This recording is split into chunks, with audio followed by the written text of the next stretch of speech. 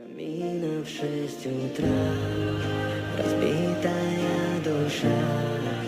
и все твои обещания